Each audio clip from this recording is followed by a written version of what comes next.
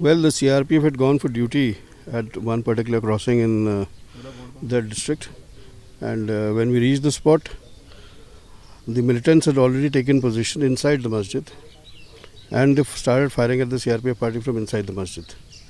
The CRPF retaliated the fire very bravely. This boy who was martyred, his role was very significant. The retaliation was effective. While this retaliation and the firing by the militants was going on, a private person, he came in a car and he got into the melee. Unfortunately, when he was getting down, and I think we are still to reconstruct properly, but we assume that when he was trying to take the child out of the car, he was shot on the back by the militant bullet from the masjid. All of us have gone to the spot and seen the angle of fire. We are very clear technically that this is the bullet of the militant. And the militant killed the man. The child obviously was scared. He ran and he was rescued by a boy of the CRPF who was there close by, and he took care of him till the firing by the militants continued.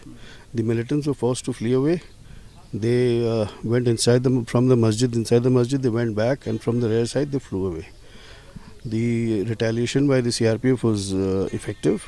We assume we found bloodstains. Inside the mosque, we find more than 60 MTs plus 2 magazines. So this shows that the militants had taken position well in time, and they were waiting in the masjid for the CRPF party to arrive. I find this use of the mosque for such activities highly reprehensible. I think so far, we, as from all the forces, we have the highest respect for all religions. We do not ever enter into a religious place knowing the sentiments of the citizens of the place. However, this use, and it's a repeated use, not for the first time they've done it. I think I would appeal to the masjid committees of this valley, as well as to the citizens, that at least we should secure our religious places, not allow them to be hijacked by militancy. It was a very unfortunate incident because he managed to, the firing by the militants started, and obviously that road is a busy road, and he got caught in the firing by the militants, and he was killed by the bullet of the militants. It was an extremely unfortunate incident, which I think some people have tried to give it a spin by saying that the CRPF took him out of the vehicle and shot him.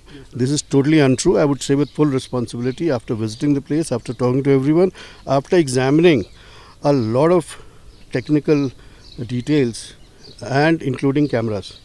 So we are very confident of what has happened. I would request the people who are spreading these carnage, they should blame the militant, that militants are hiding in mosques and trying to, in their great eagerness to kill security forces, they don't care about whether a child is there or an elderly person is there, they just fire. The man, I would say in unequal terms, the unfortunate civilian who died, has been killed by the militants firing from a mosque. And there is no question of the CRPF being involved in this.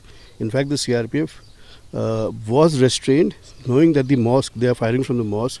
So even the firing by the CRPF was restrained so that we do not cause any damage to the mosque.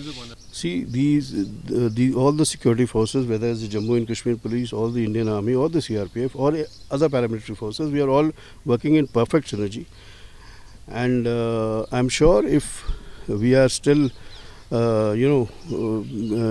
waiting for details about the yatra, as and when the details come, we are all prepared. We'll be making all due arrangements, and we'll make sure that whatever form of yatra is held would be done peacefully.